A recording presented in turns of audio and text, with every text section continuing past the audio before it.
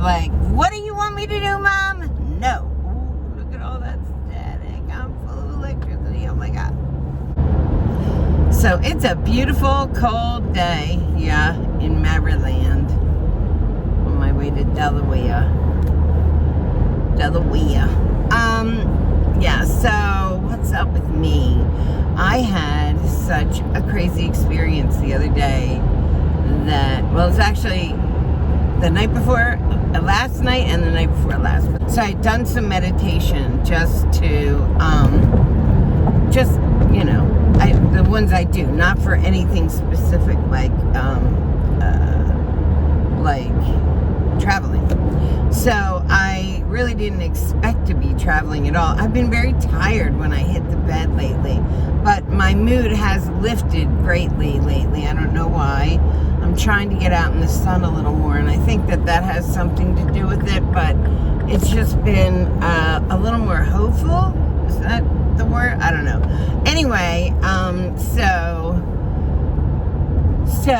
I'm sitting in my bedroom. I'm watching Rachel Maddow show. I've already done some meditation. I'm done for the night. I'm gonna just turn in any minute, and I go to like flip my legs up on the bed to like lay down and watch TV like this. And as I flip my legs up on the bed, like my head spins and I see someone standing there. So when I snap back, they're not standing there. So I'm like, okay. It was a woman. She was thin. She kind of had hair like me, like curly, not as big, but curly, blonde. She was in like what appeared to be in quick glance, like either like a what do they call those things, like a house dress or something, very 50s-ish. She's standing right there. So I look and I don't see her, but I speak. I say, if you're here, come visit me. Visit me as I sleep. And I lay down in bed, and I always look up to my ceiling in my bedroom, because I can, if something, like there's times where like visions come to me and stuff. So instead of watching Rachel, I put it on mute and I lay back down and just stare at the ceiling. And just like as quick as it can happen, she's there. Kind of like grayed out. I could draw her. She's kind of like grayed out, but I can see her. But it's almost like I'm seeing her through a cloud or something, like smoke. Something like something's going over her here and there. It's like she's in smoke, or I don't know, smoke, fog. Maybe she's in fog, that kind of thing. Anyway, she is just like staring at me, like she's not. It's not like a picture, because I've had that happen too, where I think it's just like a moment in time, but she's just like looking down on me, and nobody I recognize, of course, never. So I just stare back at her. Oh, at one point I put my arms up to her like this, like I put my arms up, and I did that. She just looked at my hands and looked back at my eyes. And so we're staring at each other, and I feel this overwhelming like feeling of having to close my eyes and let myself kind of go with whatever's going on. So I closed my eyes, and as I close my eyes, all I can see behind my eyes is the outline of her hair and all that, right? That I saw looking at me.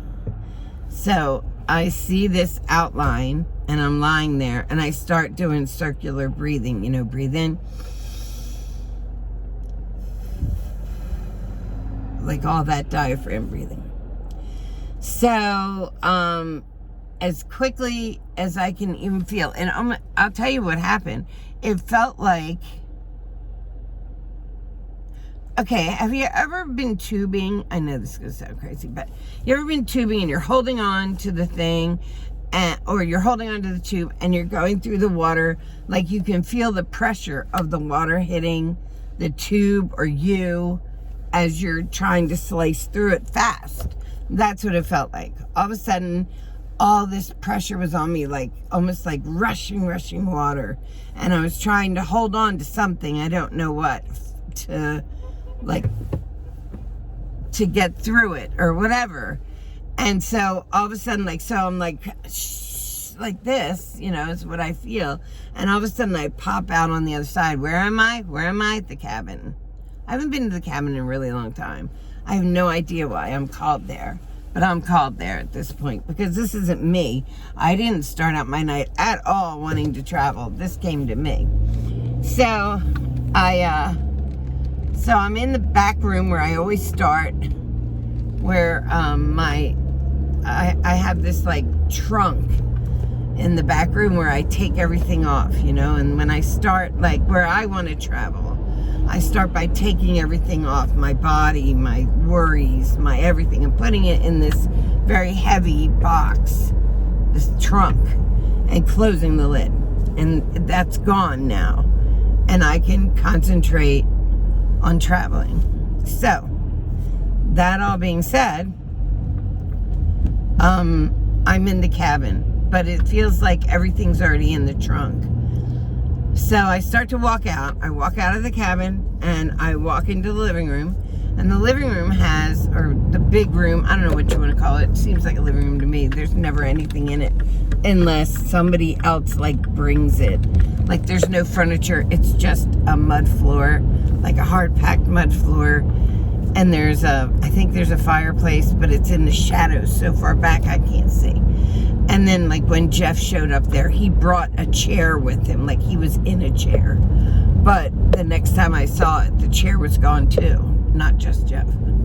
Okay, so I'm in the cabin. I come in, and as I come in, the living room is this big room, but it goes like, if I keep going straight, I'm gonna walk right out the front door from the hallway, okay?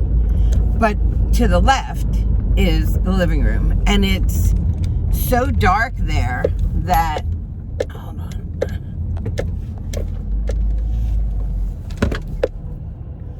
hold on there, Nelly. So it's so dark there that I can't always see what's in the back of that room. But the minute I hit the hallway, I start walking to go out the front door, which is always sunshine. It's rarely at night.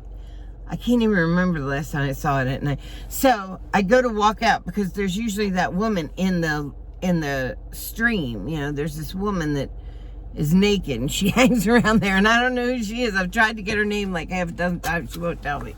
And every time like I go up to her, something else happens. So then I can't ever confront her. I've tried. So now I come into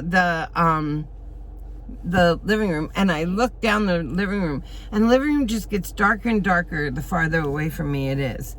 And there is something in the living room. I can vaguely see this outline, and I realize it's the chick, it's the girl. So I'd speak to her, and sometimes speaking on the other side isn't really what I'm doing. I guess I'm thinking, but it feels like I'm speaking to her. So I said, what are you here for? What am I supposed to do now? That's more what I said. And she took like 4 steps closer to me and stopped and didn't say anything back. So I'm like, okay, I'm gonna go outside. Do you want to come outside? Because it's so dark in there, you almost get the feeling like something could be lurking that isn't nice, that's not looking in a good way at me being there. Do you know what I mean? And I don't know if that's true, but that's just how I feel. So I walk outside. I usually get out of there quickly unless somebody's there to visit, because I've had like a spirit guide there before.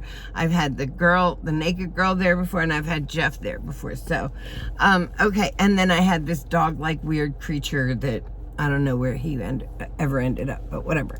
So I walk outside, and the minute I walk outside, she's there. She's now like right behind me. So I turn around and I say, "Who are you?" And she said, "I'm Lydia."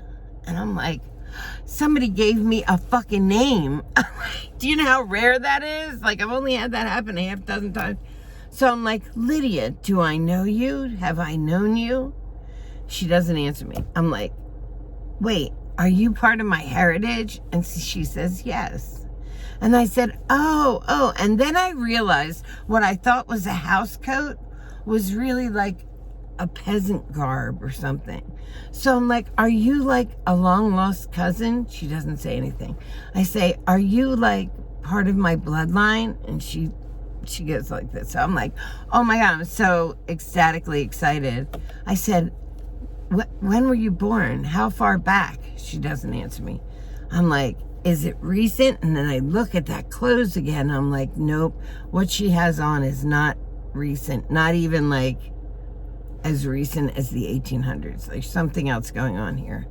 So I said, are you from America? And she just gave me a look. And I said, are you from like England? Are you from Ireland?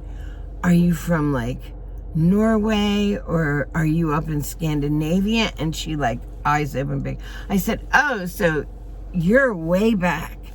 I said, what can I do for you? And she said, say my name.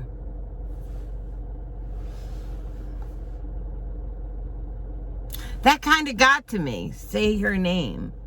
And I got it like all at once. Like the minute you're gone, like nobody brings you to life, then I think like part of you being alive after death and whatnot is people's memories and people's thoughts and this and that. And I feel like nobody remembered her anymore or something. Like that's like these things are thoughts, but when you're on the other side, sometimes these thoughts are not your own thoughts. They're being given to you, layered onto you, where like you're not hearing it, but you're growing, you're understanding more. So I said to her, Lydia, I will remember your name. And she turned around and walked away. And I came out of it that quick. Last night, I started to, so last night I was really tired. I was like, oh no, I'm not going to, like, that was really cool. I wanted to come and tell you about it because I think I had a girl named Lydia in my heritage somewhere now, and I can't forget her name. And I don't know if you know, but I always like give it up for my ancestors, like daily. I say things like, I remember the face of my father, or I remember their names, and I'll just start going through the list of names of people who had died, all the way up to my love, which is Jeff. And I just go through the list of names of the people that are no longer here, but that like influenced my life, and I remember them well, and like, you know, I'm gonna say their name. And like I guess I was kind of recognized for that in my heritage somehow. My ancestors recognized it. And now I have a name. So Lydia. And Lydia is, I don't even know what kind of name that is, but who the hell is this? But anyway, I don't know what kind of name Lydia is, but I'm going to look it up. But anyway, so last night, it was the coolest thing, and I was really excited, and I kind of wanted to travel again, but didn't. So last night, I'm lying down in bed, and I'm like, oh, I'm too tired, because I could have put it on. I could have put it on, like, to hear binaural beats and to get back into that. So last night I'm laying in bed and I'm like, no, Piper's not feeling well. So I said, no, I'm just gonna go to sleep. So I curl up with Piper and I go to sleep. And the minute I start to go to sleep, that pressure feeling comes on me. And it's like whipping my hair back. And that's the one thing, like, I remembered the girl's hair, and my hair is so similar, right? So who the fuck is this person and what are they doing? I have no idea who this girl is. Somebody is rolling around apparently. Anyway, so I was going to sleep, and I felt like I was going to sleep, and then all of a sudden, that quick, I felt that pressure on me again. I was like, oh my God, I'm not going to sleep. Like, what's going on? Like, it almost was annoying because I was like really tired, and I really do choose like when to do, when to not. So I was like, I kind of gave into it, like, fine. And as soon as I said fine, the pressure was off. And I was back, and I was sitting there in front of, like, all of these people, but I don't know who they are. And I couldn't see their faces. Like, I just knew there was, like, people out there. And they were all waiting for me, I guess. Or that's how I felt. So I was standing there and I'm like, what's happening? Like, I felt like there was all these people, like watching me, or I don't know, watching me. They were just in front of me and they were facing me. And so they were like looking at me, and I was like, okay. And I waited for somebody to say anything. And when nobody said anything, after a few minutes, I just looked up and went, Lydia! And they all just kind of disappeared. And that was it. I came back to myself, and I have no idea what's going on, but this is so cool. I love the idea that I can get to like my ancestors. So I'm going to do like a spell or this or that to get to my ancestors, because I think they're crying out to be remembered. And I try to remember them. I do that. I remember the face of my father. I remember the face of my grandmother, my grandfather, my grandmother, my grandfather. I remember the face of my uncle, my this, my that. I do all that, like, often to remember. But maybe because I'm not saying their names, maybe I should be saying their names. So I'm going to try that. I'm going to start new. I want to look and see where the moon is and stuff. But I want to start a whole new thing where I specifically thank and acknowledge my ancestors, as many as I can figure out.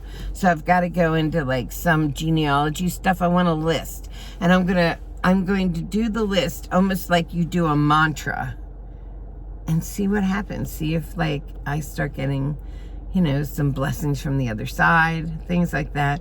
Or maybe just remembering them is all I have to do by their name. But the first one I'll remember now is Lydia. She was pretty too.